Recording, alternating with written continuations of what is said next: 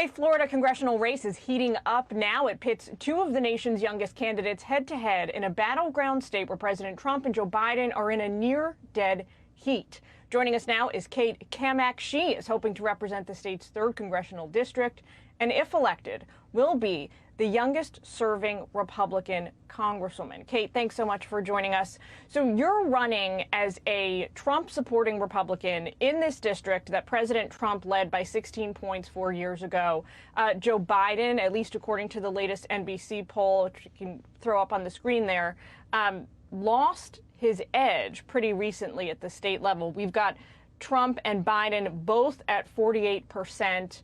Among likely voters, there's a 1% difference there, between voters who are actually registered. So things are looking pretty rosy for you at the moment, right? Absolutely. And thank you for having me on, Jillian.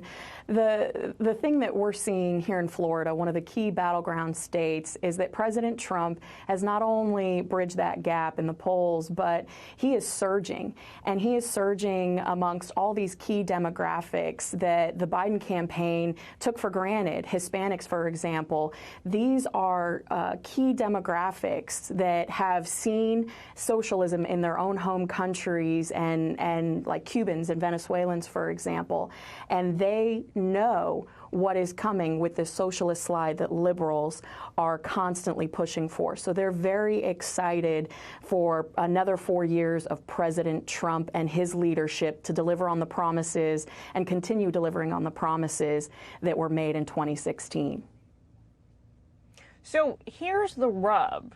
Right, with the rosy picture. I'm going to get very candid with you. If elected, right, you're going to be a freshman member. It's historically very difficult for freshmen to really stake out a name and a policy agenda for themselves and translate their vision into legislation for their constituents. On top of that, the latest polling also suggests it's likely, if not probable, that Democrats are going to keep the House. So you would be a freshman serving in the minority. So you got this very steep hill to climb in terms of actually getting anything done over there on Capitol Hill.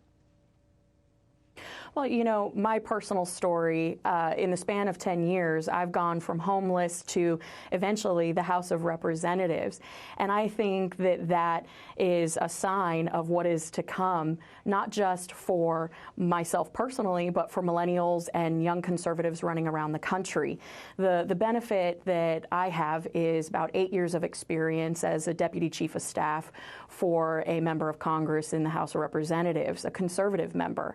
And so while the polls around the country look a little bit tight, I think that there is incredible opportunity in the fact that we have someone we can send to Washington that can hit the ground running and do the job on day one. More than that, we're going around the country helping young conservatives get elected, so we do have a chance to take back the House. So now your opponent says, Kat, that you're unfit, essentially, for this office because your former boss, Ted Yoho, demoted you from, I believe, chief of staff to deputy chief of staff. He also says that when your former boss became entangled with freshman rep Alexandria Ocasio-Cortez and called her a bunch of derogatory names we're not going to repeat on the air, you failed to come to her defense.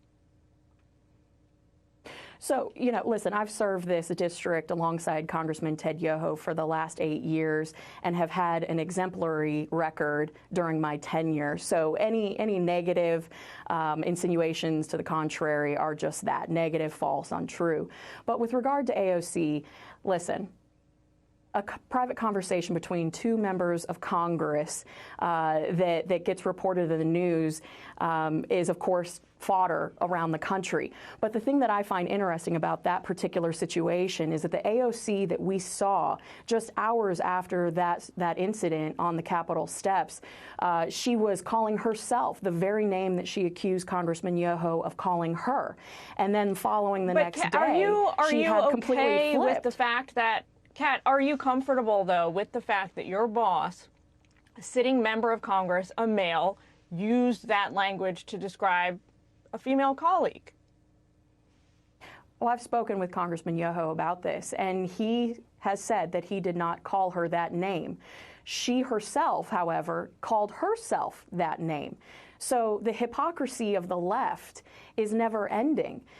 She's used that incident, which, again, there's two sides to every story. She used that very same incident, calling herself that name, and then the next day is on the House floor. But we also know that your former card boss and raising hundreds of thousands of dollars for her political campaign. We do know that your former boss used those derogatory names against AOC, but we got to leave it there. Kat, we wish you all the best with your race. Thanks for taking time to talk to us today. We really appreciate hearing your perspective.